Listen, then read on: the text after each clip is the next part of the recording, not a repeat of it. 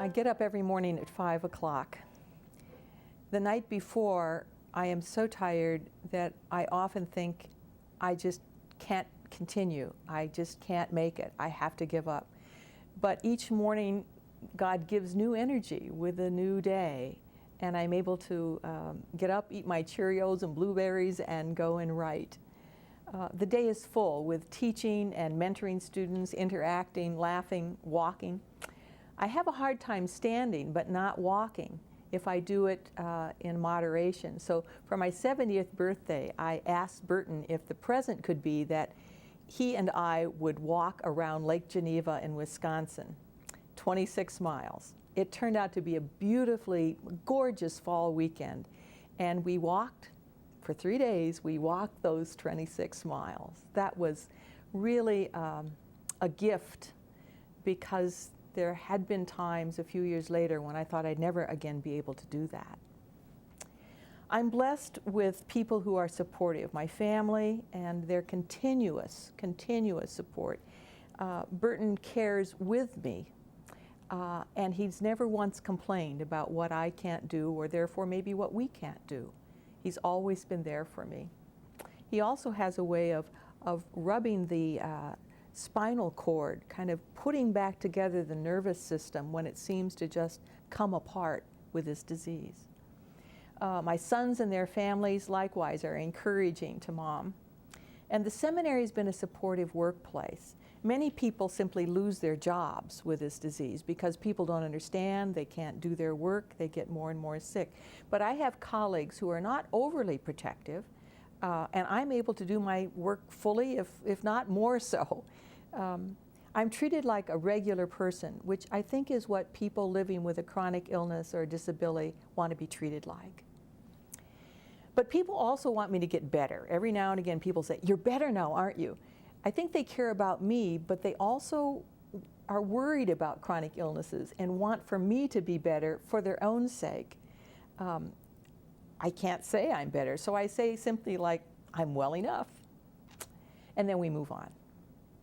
I sit to lecture, I sit to preach, and even to administer the sacraments. At first I thought this might be a distraction, but I found really that it's not. In fact, some people with disabilities of their own seem to relate to me and find it helpful. Dr. Pretorius has told me that I should eat most of my meals in solitude. Actually, I don't have enough energy to both cook and eat.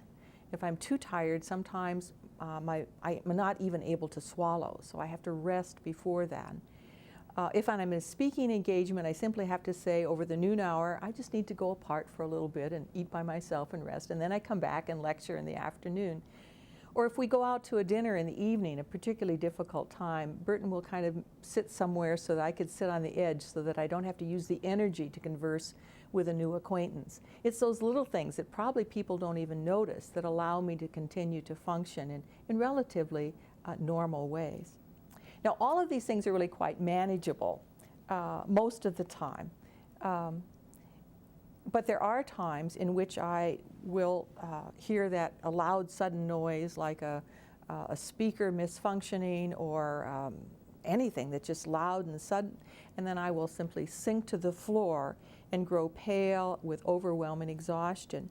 Now my colleagues kind of know when that happens, and so actually they just stay with me and they help me walk to my car, and because I can drive, and they say, "Well, put her in her car and send her home," and it really works quite well. Actually, I was recently at a conference in Germany that was just very full days, international people all over the world.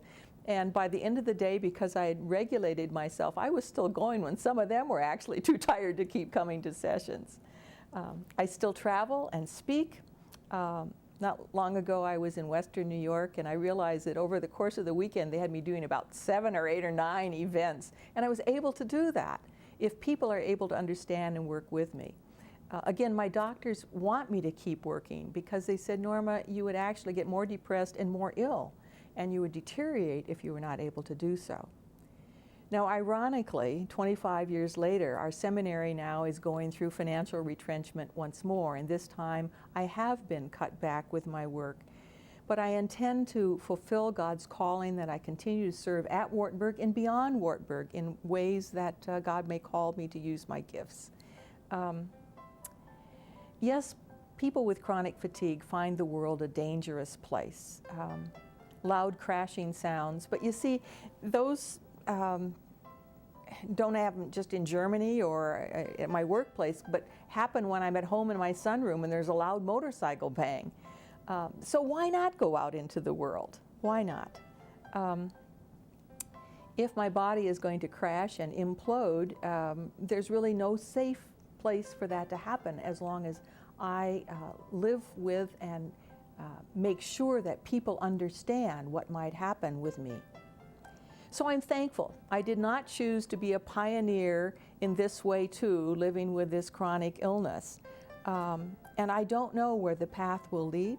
Someday there may be answers, but until then I give thanks for my family and friends and colleagues and for the Holy Spirit who alone energizes.